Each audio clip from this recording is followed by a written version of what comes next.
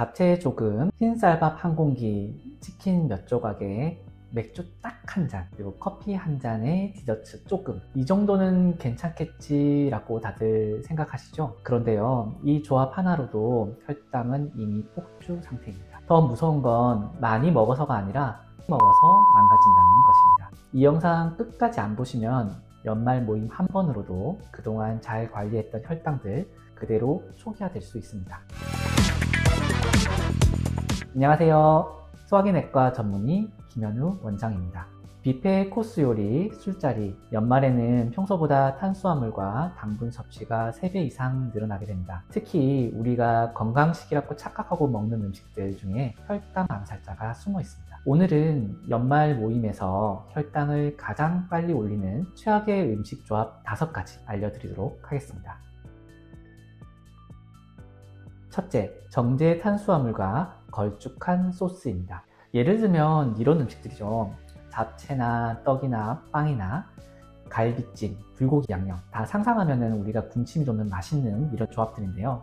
이런 조합들은 혈당을 천천히 올리는 게 아니라 바로 튀어 올라가듯이 혈당을 올라가게 됩니다. 잡채만 먹어도 사실 혈당에는 굉장히 부담이 큰데요.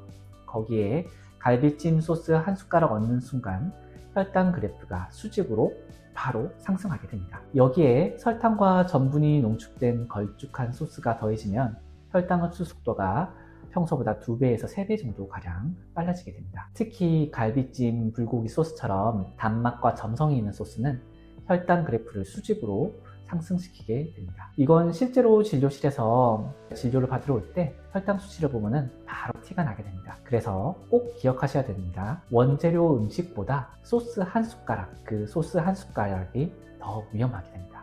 이거 하나만 줄여도 식후 혈당이 훨씬 더 달라지는 것을 확인하실 수 있을 겁니다. 둘째, 술과 고탄수화물 안주입니다. 우리가 흔히 즐기는 치킨과 치맥, 피맥, 그리고 전이랑 같이 즐기는 소주, 맥주. 연말연시면 우리가 이 조합들을 많이 찾게 되고 주로 즐기게 되는데요. 솔직히 맛있어서 더 위험한 것들도 큽니다. 왜냐하면 이 조합은 췌장을 가장 빠르게 지치게 만드는 패턴이기 때문입니다. 그런데 여기서 술까지 같이 들어가게 되면은 혈당을 조절하던 브레이크가 완전히 꺼져버리게 된다고 생각하시면 됩니다. 치킨이나 전, 피자가 들어오면은 몸은 이렇게 말을 합니다. 이것까지는 내가 감당을 못 하겠습니다. 이제는 도저히 조절 능력이 감당이 안 되는 상태에서 밀가루와 튀김 같은 고탄수화물 안주가 같이 들어오게 됐을 때 사실상 몸은 혈당 조절하는 것을 포기하게 됩니다. 특히 맥주에 메가당이랑 같이 튀김에 들어있는 트랜스 지방이 만나게 되면은 혈당을 오랫도록 떨어지지 않게 붙잡아두는 조합을 갖추게 됩니다. 그래서 진료실에서 가장 많이 듣는 말이 조금만 먹는 건데 괜찮겠죠? 라고 하는 겁니다. 솔직히 말씀드리면 술 조금만이라고 하는 그것이 가장 위험한 착각이긴 합니다. 세 번째, 중식 코스 요리입니다. 중식의 핵심 맛이 뭔지 아십니까? 기름도 불맛도 아니고요. 사실은 전분입니다. 짜장면, 탕수육, 유산슬, 우리가 생각만 해도 군침이 도는 이런 중식 음식들에서는 그 특유의 걸쭉한 소스가 있습니다. 그게 맛의 비밀이라기보다는 몸에서는 혈당 적신호로 받아들이게 됩니다. 이 소스는요, 씹는 음식보다 마시게 되는 당이라고 보시면 됩니다. 실제로 이런 전분 소스는 식후 30분 안에 혈당 스파이크를 만드는 경우가 많습니다. 여기에 기름과 설탕까지 같이 곁들이게 되면 혈당만 오르는 게 아니라 인슐린도 동시에 과하게 분비되게 됩니다. 말 그대로 둘이 같이 폭주를 하게 되는 겁니다. 그래서 진료를 하다 보면은 중식 코스로 배부르게 먹었을 뿐인데 라고 표현하시는 분들도 계시는데요. 요거는 수치를 보면 딱 설명이 됩니다. 이게 맛은 즐겁지만은 중식 코스일수록 혈당 자체는 매우 빠르게 올라가게 되고 변화폭도 크게 흔들리게 되는 모습을 관찰될 수 있습니다. 네 번째, 식후 디저트와 달달한 커피입니다. 케이크, 쿠키, 라떼, 에이드, 저희가 식사 끝나고 나서 디저트로 많이 먹게 되는 것들인데요.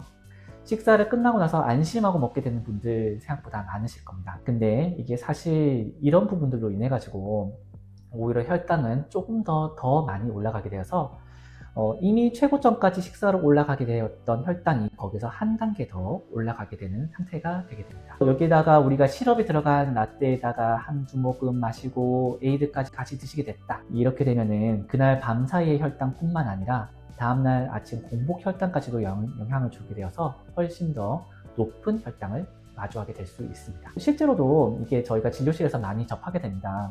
평소랑 다르게 혈당 관련해가지고 당뇨약을 타러 오시게 되었을 때 평소에는 당이 안 높았는데 오늘 당이 왜 이리 높나요? 하나씩 물어보게 되면은 늘 전날에 맛있는 음식들 많이 먹었다. 가족들이 모여서 모처럼 맛있게 먹었다. 이런 일들이 생각보다 비일비재하게 됩니다. 그래서 이렇게 먹게 되는 우리 디저트들이 가볍게 먹는 것들이 아니라 이미 올라간 혈당에 찍게 되는 마침표라고 보셔야 합니다.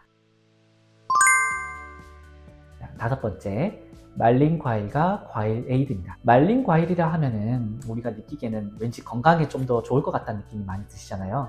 저도 실제로 진료실에서 환자분들이 많이 묻게 되는 게 과일은 건강에 좋지 않나요? 라고 말을 하는 것들이 많고 일반적으로 또 먹는 것들도 편하게 먹기 위해서 말린 과일들을 많이 먹게 되는 경우도 많습니다. 그런데 말린 과일은요, 수분만 빠진 게 아니라 당이 완전 꽉 농축된 그 상태라고 보시면 됩니다. 쉽게 말하면은 물은 줄게 되고 단맛이 더 진해진 상태입니다. 여기서 문제가 되는 거는 크기입니다.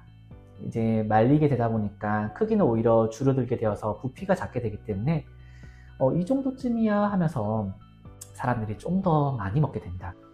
그래서 과식하게 되기 쉬운 음식 중 하나가 바로 말린 과일입니다. 대표적인 거는 건포도입니다.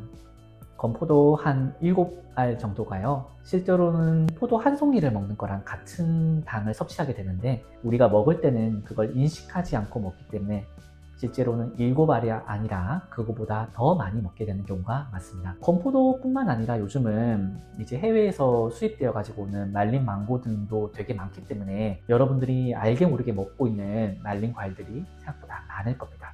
그래서 이런 말린 과일들은 작아서 괜찮은 게 아니라 작기 때문에 오히려 더 위험하다라고 알고 계셔야 됩니다. 그리고 이런 경우도 있습니다. 술은 안 마시니까 건강하게 대신에 과일 에이드 한 잔 마셔야지.